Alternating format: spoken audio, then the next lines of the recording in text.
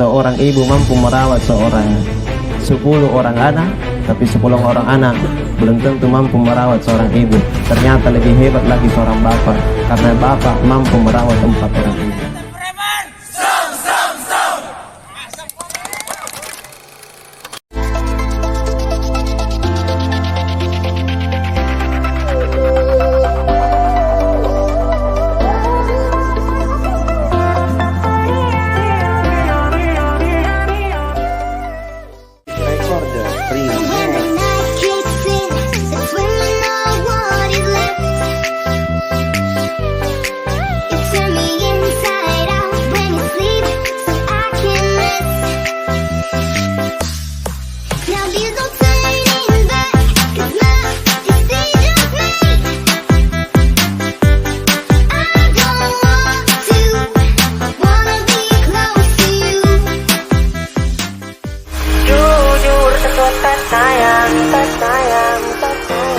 Tolong hargai akal,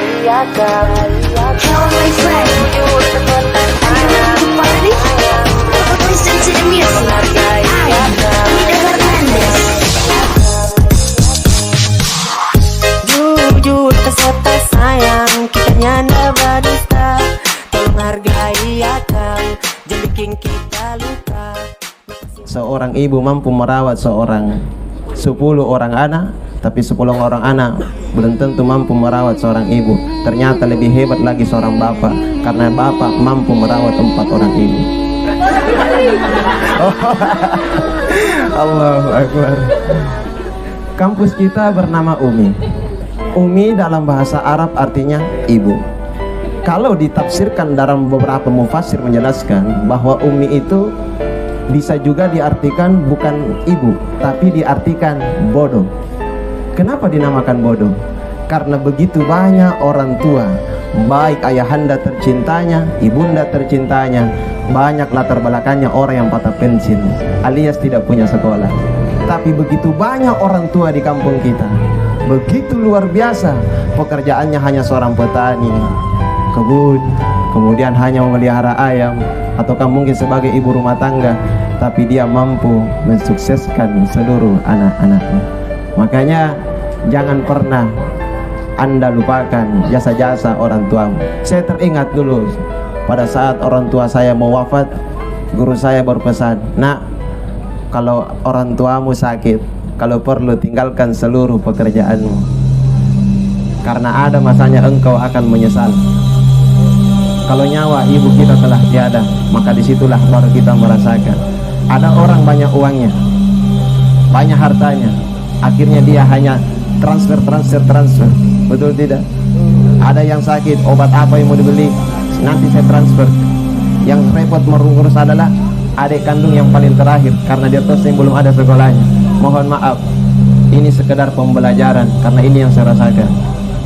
Kalau bisa orang tua kita sakit, biar nih kita dikeluarkan, biar lagi kita dikeluarkan oleh perusahaan, biar lagi kita dikeluarkan dari kampus, karena merawat kedua orang tua itu jauh lebih mulia dibanding kita berlama-lama di kampus tapi merupakan orang yang melahirkan kita. Kemudian berikutnya, orang tua itu ada 3. Orang tua yang pertama adalah orang tua biologis, dialah yang melahirkan kita. Makanya itu namanya silaturahim. Kalau silaturahmi, rahim juga, tapi rahimnya dari Siti Hawa, berjauhan, makanya namanya rahmi. Kalau rahim itu mi ibuta, yang dijelaskan dalam Al-Quran ada 12 keluarga yang boleh melihat mahramnya. Bapak Ibu yang kami hormati, yang pertama kan adalah orang tua biologis, dan yang kedua adalah orang tua intelektual. Inilah kekanda-kekanda kita, dosen-dosen kita, para wahai mahasiswa. Ya, saya berhak mengatakan mahasiswa karena saya juga seorang dosen. Berbagi cerita Dinda, saya jadi dosen umur 22 tahun dan saya menikah umur 25 tahun. Sekarang umur 29 dan sekarang sebagai ketua jurusan Ahwal Syariah Hukum Keluarga. Saya menyampaikan ini bukan mau sombong, tapi klarifikasi. Kenapa klarifikasi? Ini sekedar motivasi buat kita. Satu kata buat kalian semua wahai mahasiswa, sukses itu di masa muda. Jangan tunggu Anda tua baru Anda sukses. Maka daripada itu, ini harus dijadikan sebagai momen, sebagai momentum semangat kita dalam mencapai gelar apapun itu. Yang kedua adalah intelektual yang melahirkan kita menjadi seorang sarjana teknik, magister dan doktor, bahkan insya Allah akan mencapai profesor. Di sini banyak profesor, ternyata di rumah saya juga banyak tetangga saya prof, tapi dia bukan profesor, provokator. Ya, biasanya kalau dalam silaturahim seperti ini ada orang yang senang dengan kita, ada juga orang yang benci terhadap status dia kita sekarang, betul tidak?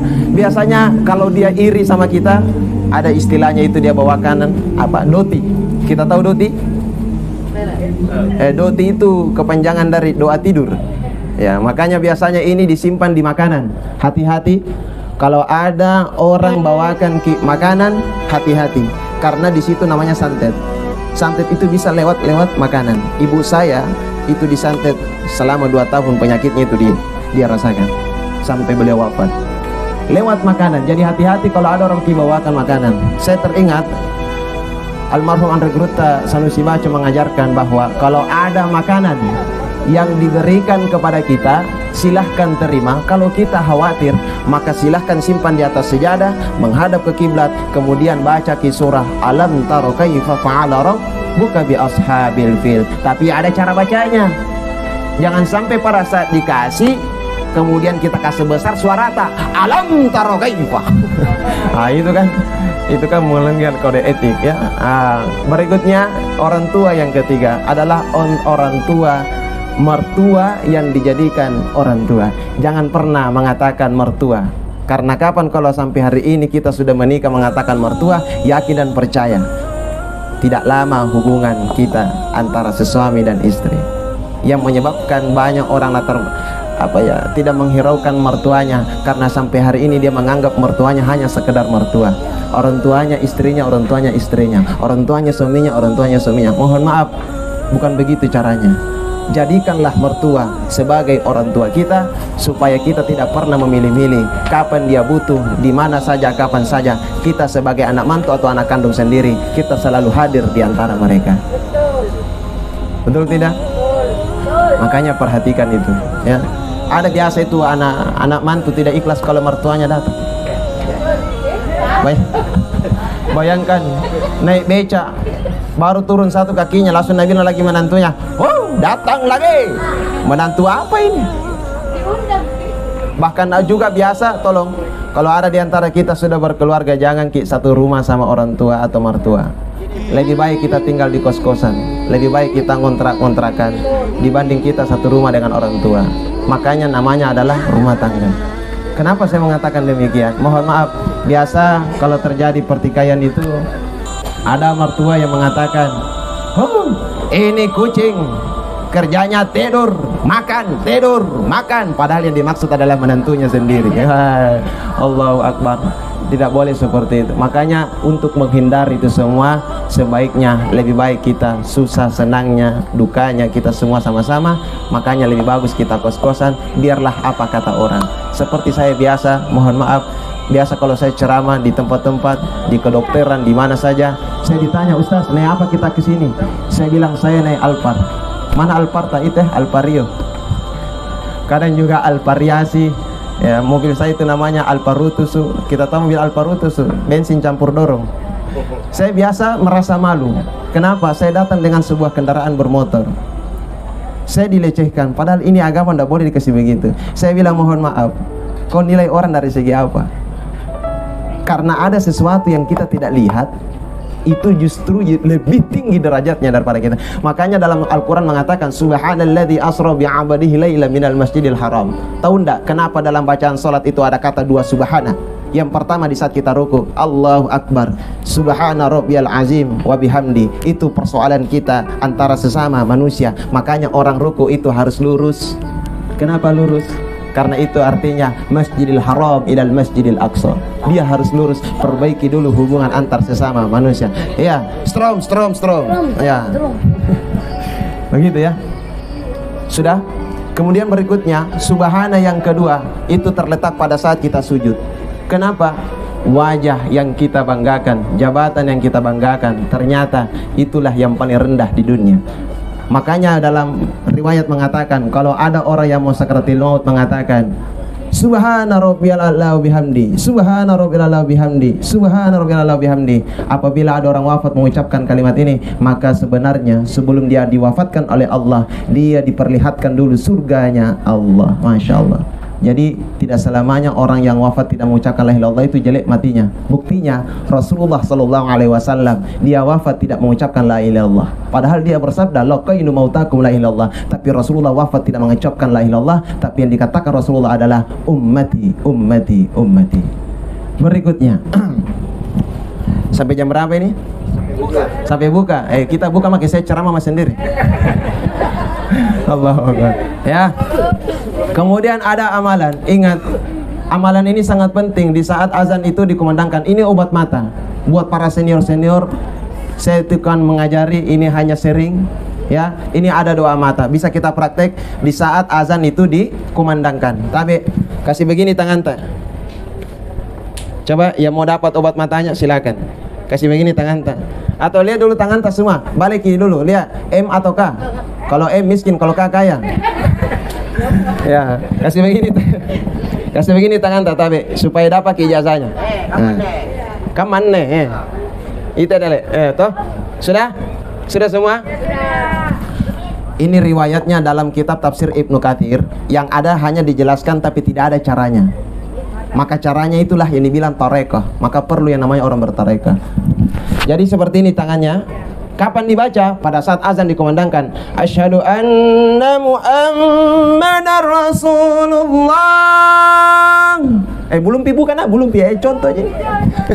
Jadi pada saat itu kita baca, pada saat azan dikumandangkan asyhadu anna Muhammadar, langsung kita baca. Ayo kita baca doanya. Bismillahirrahmanirrahim. Baca semua. Bismillahirrahmanirrahim. Marhaban bihabibi wa qurrata aini Muhammadan abaduhu wa rasuluh. Tiup aja mak bilang tiup bagi saja. Sudah ya doanya, sudah ya. Nanti saya kirimkan doanya sama Kak Antik atau sama Kak Cici ya, Kak Dokter. Jadi itu doa, ada caranya lagi. Cara yang kedua, 2 kali diusapkan karena 2 kali diucapkan asyhadu anna Muhammadar Rasulullah. Ingat, perhatikan juga dalam pengucapan syahadat. Kalau kita mengatakan asyhadu anna, kalau dia ada kata anna, maka bacaannya Muhammadah. Kalau tidak ada kata anna, berarti Muhammadu. Jangan terbalik-balik ini. Contoh ya, la ilaha illallah Muhammadu, bukan Muhammadah, karena tidak ada anna. Kalau dia asyhadu anna Muhammad dah, kenapa dah? Karena ada anna. Begitu kira-kira. Jangan salah syahadat ya. Maka marhaban bihabibi wa qurrataini Muhammadan abduhu wa rasuluh. Setelah itu kita tiup, kan 2 kali diucapkan, maka 2 kali juga caranya. Yang pertama diusapkan di mata. Pada saat kita oleskan itu sambil menjawab azan asyhadu anna Muhammadar Rasulullah. Yang kedua, azan yang kedua asyhadu anna Muhammadar Rasulullah kita usapkan di alis. Asyhadu anna Muhammad. Makanya ciri-ciri orang yang wafat dalam keadaan husnul khotimah apabila alisnya itu berkeringat. Makanya jangan cukur alis. Ada mahasiswa aku di Fakultas Syariah itu, dia tidak cukur di alisnya, Pak, tapi bikin garis baru. Allahu Akbar. Jangan cukur alis ya, karena itu doa. Kemudian yang kedua, ini doa cantik. Insyaallah kita yang sudah 70 tahun tapi kalau dilihat serasa 17 tahun, maka insyaallah amalkanlah ini ya. Bahasa Arabnya perempuan adalah mar'ah dan kata dasarnya itu dari kata ro'a. Jadi memang perempuan itu memang untuk dilihat. Jadi salah itu kalau perempuan melarang suaminya untuk melihat sesuatu yang indah-indah. Zuyyina linnasi hubbu syahwat minan nisa. Kalau ada orang jatuh cinta sama orang lain itu biasa, karena cinta itu datang dengan sendirinya. Itu yang salah kalau dia sudah melihat tapi ingin memiliki, karena beda mencintai dengan memiliki. Jangan dipraktek. Oh iya. Bebas makin melirik itu. Kemudian ingat, maka amalkanlah ini. Kalau kita menghadap ke cermin, Kata Imam Al-Ghazali dalam kitab Ihya Ulumuddin, jangan terlalu lama bercermin, baik laki-laki maupun perempuan. Kapan kalau kita terlalu banyak bercermin, mohon maaf, cahaya wudu kita yang selama ini kita pakai akan diambil oleh jin-jin. Makanya itu ada biasanya tuyul suka di depan cermin. Memang karena bagian dari jin. Wa ma khalaqatul jinna wal insa illa liya'budun. Kemudian di ayat lain dikatakan minal jin nati wan nas, dan memang jin lebih banyak diciptakan daripada manusia. Nah, maka kalau kita menghadap ke cermin, maka bacalah doanya Aisyah. Bismillahirrahmanirrahim. Kita pakai beda apa, Kak Ibu? Beda pipa. Pipa nomor berapa? Nomor 1, nomor 2, nomor 3, nomor 4. Ada nih paling terang. Nah, jadi kalau kita membaca kasih begini ya, kemudian kita bacain Bismillahirrahmanirrahim. Ya, nurun ala nur yahdillahu li nurihi may yasha wa yudhillu an tanallahu bi kulli syai'in alim. Takin. Ya, jadi kalau misalkan kita baca seperti itu, insya Allah cahaya ini akan dilapisi dengan nurullah wa nurul Muhammad. Makanya kalimatnya nurun ala nur yahdillahu li nuri may yasha wa yadribullahu an tanallahu bi kulli syai'in. Insya Allah tidak pernah akan terasa bosan. Tapi tidak bisa diulang ini doanya. Ya, karena pernah ada ibu-ibu nak kejar Kak, Ustaz. Kenapa Ki? Dua cantik tak dulu Kak, tidak ku dengar baik-baik kita dia. Aku tanya ke kana, siapa yang urut anak-anak 60 ruah. Ku bilang ibu, Siti Hadijah itu dia wafat umur 65 tahun. Nah kita ini sudah 62 tahun. Sisa 3 tahun mami nak expire Ki. Tapi satu je doa ta, innalillahi wa inna ilaihi rajiun. Allahu akbar. Ya, terakhir karena sudah mau buka puasa. Karena ini sekarang 10 malam terakhir. Ingat, usahakan kita sholat tasbih. Tahu ndak alasannya? Kenapa orang kalau sholat itu ilahi termaulana subhanallah? Kenapa bukan alhamdulillah dulu? Betul tidak? Kenapa bukan Allahu akbar dulu? Ini jarang orang bahas, Pak. Jarang sekali orang bahas ini. Kenapa bukan takbir dulu? Bukankah orang kalau sholat Allahu akbar, tapi kenapa pada saat zikir subhanallah? Ya kan? Dan nanti insya Allah di lain waktu itu. Intinya usahakan kita salat tasbih di 10 malam terakhir ini. Jangan maki datang hanya malam ganjil. Biar malam genap datang maki saja. Karena itu Lailatul Qadar tidak ditauki. Tapi tahun ini ganjil terus insya Allah. Karena Muhammadiyah di luar. Betul tidak? Jadi kalau ganjil ki di NU, ganjil lagi besoknya di Muhammadiyah, jadi ganjil terus, jadi jam makin pusing ki, datang terus saja. Tapi ada satu doa yang diajarkan ya. Pernah Siti Aisyah radhiyallahu anha ditanya oleh sahabat, "Wahai Aisyah, bagaimanakah akhlaknya Rasulullah sallallahu alaihi wasallam?" Aisyah menjawab, "Silahkan Anda pandang itu Al-Qur'an. Al-Qur'an itu di mana sudut manapun engkau memandang maka akan memancarkan cahaya. Maka begitulah akhlaknya Rasulullah." Sebagai kesimpulan saya, tolong jangan pernah Anda merasa pintar, tapi pintar-pintarlah untuk merasa. Rasulullah sallallahu alaihi wasallam bukan orang yang SD, bukan SMA, bukan SMP, bukan pesantren, bukan S1, bukan S2, bukan S3, bukan profesor, bukan syekh. Orang tidak punya sekolah. Bayangkan disuruh Iqra, dia tidak bisa membaca, tapi beliau dibungkus dengan akhlakul karimah sehingga beliau menjadi suri teladan yang baik. Makanya dijadikan dalam satu buku yang 100 orang yang terbaik, namanya Baginda Rasulullah sallallahu alaihi wasallam yang pertama. Habis padahal mau Kak jelaskan dulu. Buka Mi kah? Buka Mi. 3 menit. Oh lagi 3 menit. Oke. Ingat dalam kitab Ihya Ulumuddin karangan Al-Ghazali dijelaskan juga dalam kitab Al-Azkar karangan Imam An-Nawawi mengatakan tidak akan diijabah doanya seorang hamba apabila dia tidak memulai dengan namanya Rasulullah sallallahu alaihi wasallam dan tidak dibungkus dengan salawat kepada Rasulullah sallallahu alaihi wasallam. Makanya doa-doa itu yang diajarkan kebanyakan redaksi ayatnya itu doanya itu Allahumma. Kenapa Allahumma? Allahumma itu singkatan. Allah adalah Allah dan mim itu adalah Muhammad sallallahu alaihi wasallam. Makanya perbanyaklah membaca surah Yasin. Tidak usah bertanya mana dalilnya itu surah Yasin. Kalau kita bertanya mana dalilnya surah Yasin itu dalil mi juga karena dia adalah Al-Qur'an. Jadi jangan bertanya mana dalilnya. Yang benar sudah salat maghrib baca surah Yasin, sudah salat Isya baca surah Al-Kahfi, sepertiga malam baca surah Ar-Rahman dengan surah Al-Mulku, sudah salat tahajud, sudah salat subuh maka bacalah surah Al-Waqiah. Insyaallah barang siapa yang mengamalkan ini maka dia akan dipanggil ke Baitullah, akan dilunaskan segala utang-utangnya. Kalau dia belum menikah maka insya Allah dia akan dimudahkan jodohnya. Ustadz sudah azan nikah. Azan ya, oke. Nantilah lain waktu lagi di insya Allah. Kita baca doa saja. Bismillahirrahmanirrahim. Bika aman wa la rizqika aftar nabi rahmatika ya arhamar rahimin. Allahumma barik lana fi ma razaqtana qina adzabannar.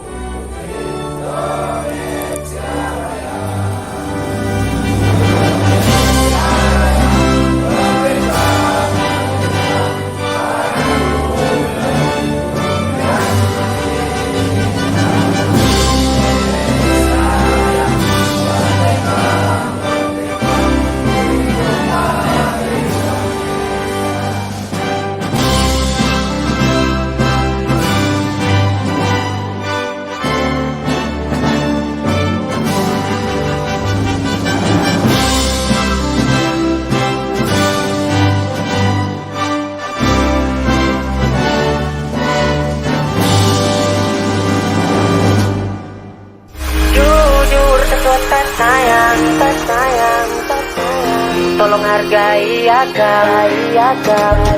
Hello, my friend. Jujur kekuatan sayang, To party?